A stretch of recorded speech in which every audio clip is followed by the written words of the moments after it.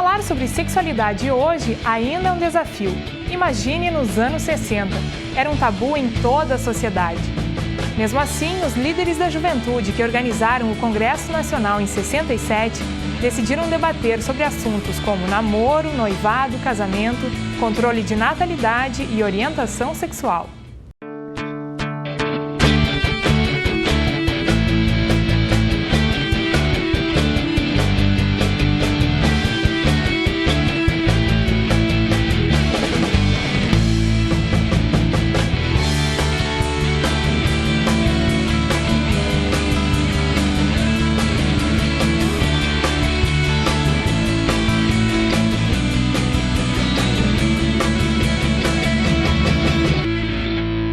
Os jovens estavam ansiosos de que a igreja atendesse às necessidades dos jovens. Não apenas tratar de temas teológicos, doutrinários, mas que a igreja oferecesse orientação segura da palavra de Deus para a vida diária, antes que o mundo orientasse erradamente os jovens sobre temas dessa natureza. E isso foi um espanto naquela época. A administração da igreja chamou o presidente da GELB para censurá-lo, mas depois de muita conversa, aprovou os temas. E até pediu desculpas pelo incômodo causado devido a essa situação. Mas quem já gerava polêmica desde os anos 30 era o violão. Sempre presente nas rodas e nos encontros da juventude, o instrumento era barrado nos cultos. Estou ouvindo ao longe os jovens e agora estão todos a cantar. Cantam bem alto a esperança de querer a guerra logo acabar. Mas a guerra começou mesmo no início da década de 70, quando os jovens passaram a compor suas próprias músicas e inventaram os cultos jovens, levando o violão para dentro da igreja. Se tentava fazer alguma coisa, né? Precisava fazer alguma coisa, né? Só que não se pensou assim, de fazer com calma. O primeiro culto jovem foi um escândalo, assim, quase que a gente foi expulso da igreja, né? Não se tratava de querer abandonar os hinos do inário, mas de mostrar que a juventude também era capaz de expressar a sua fé com linguagem mais contemporânea. E o papel desempenhado pelo Valdo e pela Leia foi fundamental. Em 75, no Congresso Nacional de Jovens de Arroio do Meio, já se cantavam assim as músicas do Valdo, né? Mas tinha muita resistência dos pastores. Inclusive nesse congresso de Arroio alguns do Meio, jovens também, onde né? Eu fui eleita como secretária e o Valdo como diretor artístico da GELB, alguns pastores chegaram a comentar, foi falado lá durante o congresso, né, que o violão dentro da igreja e que as músicas do Valdo eram um excremento de Satanás. Nós não estávamos desvirtuando nada da palavra de Deus. Diante dessa certeza, a gente seguiu em frente e isso foi uma maneira de atrair muito, porque qual é o jovem que não gosta de música, não é? E depois de muita luta... Suas preces sobe aos céus, Deus ouviu as orações. Nós formamos um grupo, do qual o próprio Conselho Geral participou. Nós íamos muito em congressos juntos, o grupo todo, e cantávamos. Senhor, eu te agradeço, foste muito gentil com os jovens do nosso Brasil. Deus foi tão gentil que esse grupo conseguiu gravar a primeira fita cassete da GELB. A gravação que a gente fazia para essa fita era da meia-noite às 4 da manhã. Porque o pessoal trabalhava, o pessoal estudava, né? E a gente se reunia na biblioteca do Instituto Concorde, um gravador de rolos, aqueles bem antigos, né? 2 violões e vamos lá, né? E foi quando a música se espalhou pelo Brasil inteiro e até hoje são cantadas, né? A partir daí, surgiram novas gravações.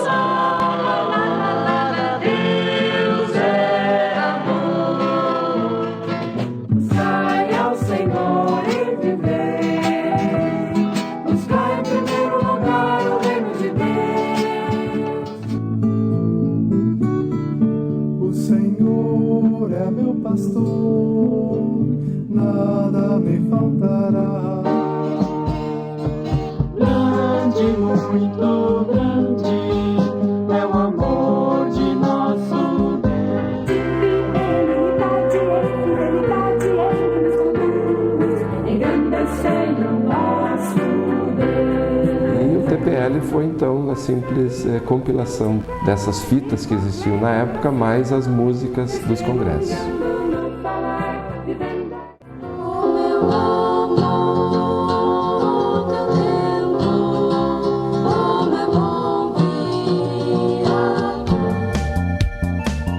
Na nossa época, por exemplo, já foi um grande avanço tecnológico a gente conseguir gravar o FM Gelb numa fita cromada, numa fita cromo, não era uma fita qualquer.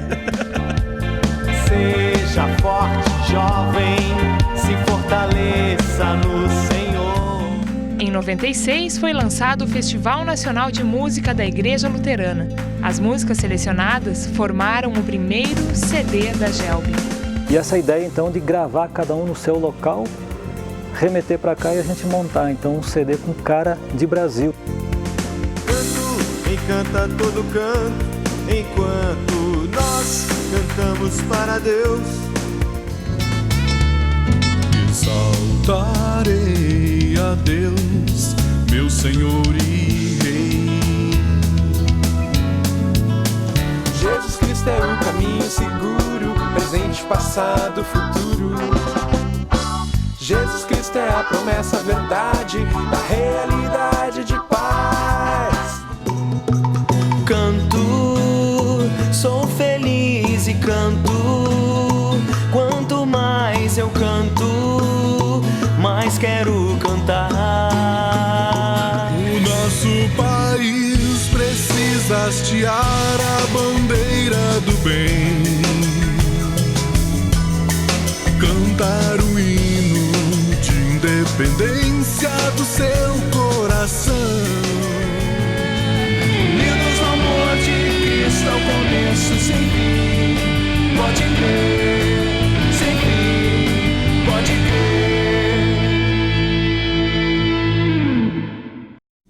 A juventude ainda gosta das canções tradicionais do Inário Luterano, mas compõe suas próprias músicas em ritmos que variam do rock ao forró.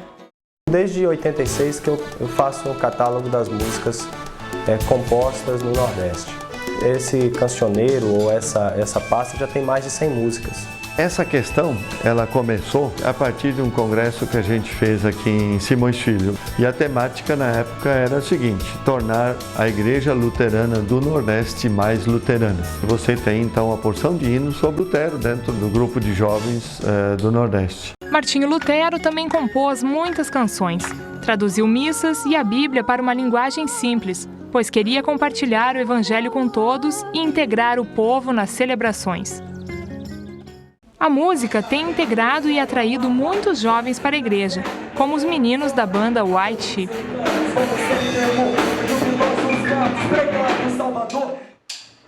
Como a gente mexe mais com show underground, é muito raro assim, a gente tocar em igrejas, congressos, coisas. Não foi um grupo feito para trabalhar dentro da igreja, mas sim fora. Se você botasse cordeirinho branco, ia ficar difícil, né? Outros jovens também vieram por gostar do som deles, um dos mais pesados entre as bandas da Gelb.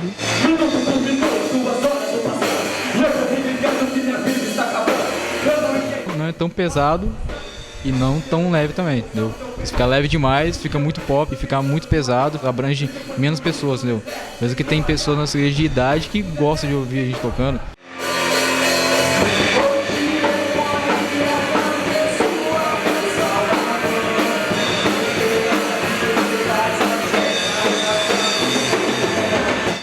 A gente faz louvor mesmo, é adoração, não é curtição como as pessoas pensam.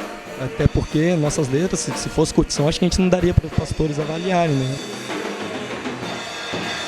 E quando o pastor fala que não é para tocar, a gente não toca mesmo. Mas e quando um pastor diz não e o outro sim? Como é que fica? Quer que eu fale sobre as mulatas? Pode. Um pastor me puxava a mão e falava: Fred, presidente, você tem que acabar com isso agora. E outro, não, presidente, os nossos jovens precisam ver o que acontece no dia a dia, muita mediocridade da nossa parte, não tem nada demais, todos vão às praias e veem as pessoas assim. Em todo o congresso, tentavam trazer alguma coisa típica da cultura daquele local, daquela cidade, daquele estado. O que nós pensamos? Bom, Rio de Janeiro, como que o Rio de Janeiro é conhecido não só no Brasil, mas no mundo inteiro, a terra do samba, das escolas de samba. Na reunião do Conselho Geral, tinha deixado isso bem claro e falado, olha, mas eu acho que é melhor não ter a parte das mulatas. Mas a escola levou o show completo, sem cobrar mais e sem avisar também. 2 mulatas de biquíni, e aí deu o maior rebuliço. Teve jovem que se levantava, teve jovem que vaiava, teve jovem que aplaudia. Os pastores ficaram numa correria danada e eu fiquei no meio do fogo cruzado. Alguns procuraram o interruptor para desligar a luz do ginásio. Eu falei assim, não, ali então, ele radicalizou. Fui lá, agradeci, mas pedi para cancelar e tal. E aí não tinha mais clima, né, pro restante do show. Com certeza foi o congresso mais doido da história dessa GELB. Se até hoje assuntos complexos dividem opiniões, 50 anos atrás, uma simples flâmula quase foi barrada. Quando nós lançamos a flâmula, um pastor do Conselho Geral foi contra. Diz que isso é idolatria. Apaga isso depois, viu? Diz que é idolatria. Mas nós insistimos, nós éramos assim cabeçudos, entre aspas, insistimos, lançamos a flâmula e só por desaforo convidamos ele para descerrar a placa da inauguração da flâmula. Naquela época havia uma febre de flâmulas. Todo mundo tinha flâmula. E nós pensamos, por que nós não vamos ter? Por que não dizer ao mundo, nós estamos aqui também. Estamos aqui para servir a igreja e o lar. Somos uma juventude luterana da Igreja Evangélica no Brasil. E aí lançamos a flâmula. Na época foi um sucesso. Depois, aos poucos, ela foi dormir de novo. Vocês vão ressuscitá-la? Sim, em julho de 2005, a flâmula foi relançada para comemorar o seu cinquentenário. A flâmula. Tá bom. Tá, mas aí merece um abraço. Obrigado. Nada. É ela mesma. 50 anos. Obrigado. Ai, que amor! Quantas flâmulas dessas eu mandava para a juventude. Mas mesmo, nossa, muito obrigada. Lembrando então que aquele um pastor foi contra o lançamento da flâmula, eu digo a vocês, não deixem os pastores estragar os planos e as alegrias de vocês na GELB. Isso tira também, ou coloca de uma outra forma. O Conselho Geral da GELB chegou a escrever um manifesto em 98 contra o descaso de pastores no trabalho com os jovens. A iniciativa foi elogiada pelo Seminário Concórdia de São Leopoldo, Rio Grande do Sul. E também é grande a lista de pastores que foram e são valorizados pelo apoio dado à juventude. Até porque a maioria deles viu de perto a importância do trabalho juvenil na igreja. Eu posso dizer que um dos motivos que me trouxe para o seminário foi a GELB. Que me tornou estudante de teologia, porque eu conheci melhor a igreja, vi o trabalho dos pastores um pouco mais do que eu já conhecia, então isso me motivou muito para entrar para o seminário. Minha participação na história da GELB foi uma coisa muito bonita e muito importante para a minha vida pessoal como luterano, como cristão, mas também para o meu ministério dentro da IELB como pastor. A GELB tem tanto a ver com o seminário que todos os presidentes eram seminaristas ou pastores até 73, quando foi eleito um estudante de engenharia. Todo mundo ressaltava isso, Alguma pessoa que não é seminarista, ali, não ligava muito para isso, Isso era uma coisa normal. Normal, como ver as mulheres trabalhando ao lado dos homens na liderança, desde os tempos da Walterliga. Mas apenas em 2005, a presidência da GELB deixou de ser um cargo exclusivamente masculino. E hoje, qual é o perfil dos jovens da GELB? Como são os seus congressos e as suas viagens? Qual o futuro dessa história? Veja a seguir. A GELB é isso. É uma obra de Deus, ela persiste, ela vai continuar sempre. Ela pode ter altos e baixos, mas ela vai continuar, porque é uma obra de Deus que os jovens abraçam e tocam para frente, com certeza.